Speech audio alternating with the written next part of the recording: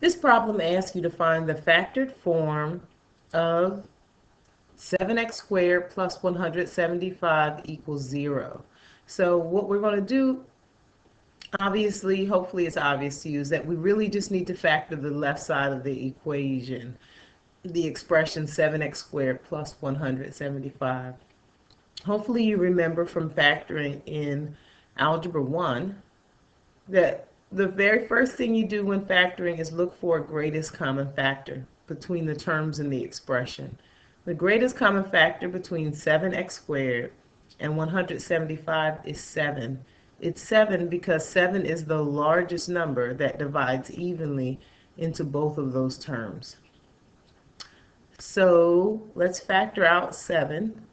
7 divides into 7x squared, x squared times, and 7 divides into 175, 25 times.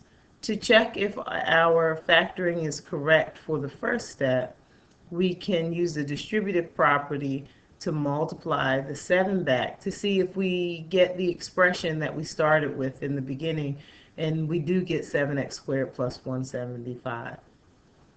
The next step is we can rewrite 7x squared plus 175 as a subtraction problem by changing it to minus negative 25. I think you'll agree that minus negative 25 is the same as plus 25.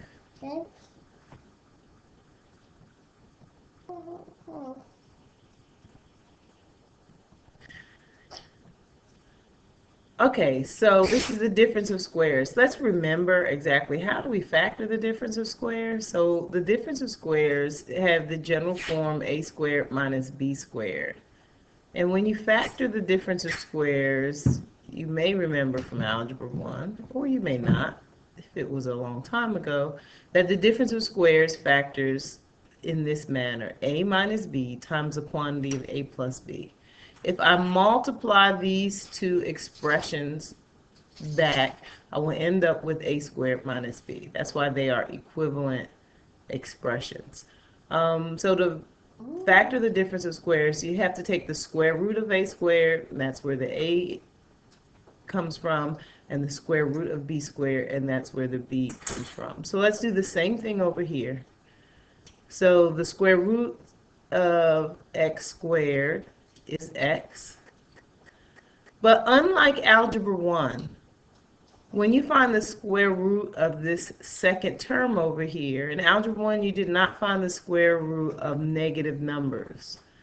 So let's recall what happens when you find the square root of negative numbers. So the square root of negative 25 is an imaginary number, and the answer is either 5i or negative 5i. So in order to factor this, the square root of negative 25 is either 5i or negative 5i. So this is the factored form for the left side of the expression. The last part of this problem asks you to check your answer. So this is the answer to the first part, which is find the factored form. And now let's see what happens when we check our answer. And I'm going to do this in a different color. Let's do this in green. When I multiply x times x, I get x squared. I'm going to multiply the 7 as the last step. So I'll multiply the two binomials first. So order really doesn't matter. X times x is x squared. X times negative 5i is negative 5ix. Positive 5i times x is positive 5ix. 5i times negative 5i is negative 25i squared. And then these terms will cancel out. So I end up with 7 times x squared minus 25i squared I squared is -1.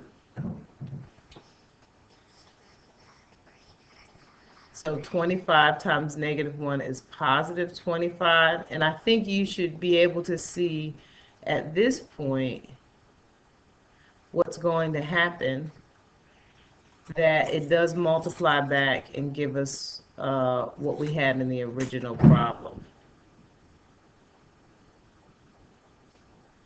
Okay, so I checked the answer by multiplying back, and it checks out. And now I know that the factored form for the expression on the left side of the equation is 7 times the quantity, x plus 5i, times the quantity, x minus 5i. Hopefully that